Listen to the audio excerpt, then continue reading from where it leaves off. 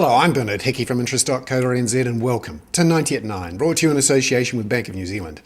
This is your morning briefing where you get everything you need to know in 90 seconds at 9 o'clock, starting now with news. The New Zealand dollar briefly topped 80 US cents overnight.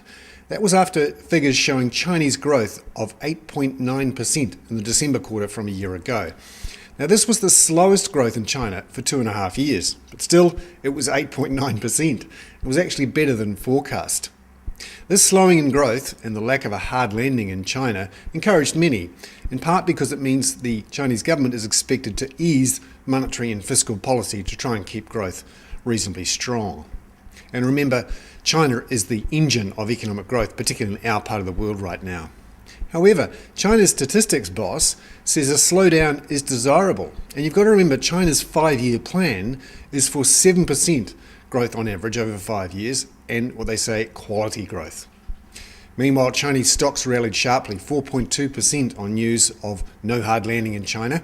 Eurostoxx also rose 0.8% in their first day back after the Martin Luther King holiday. European stocks up 1.5%. Now that's partly because there was good news on the bond market front. Spanish and Italian bond yields fell quite sharply overnight. This is after a reasonably good Spanish bond auction. 1-year bonds were sold for 2.05%. That's down from 4% in December. Now, this is all due to about 500 billion euros lent by the European Central Bank to banks just before Christmas, and that money is now being recycled into the bond markets.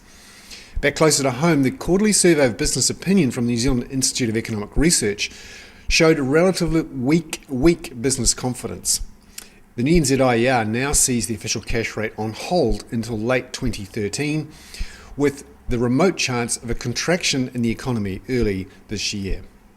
I'm Bernard Hickey. That was 90 at 9, brought to you in association with Bank of New Zealand.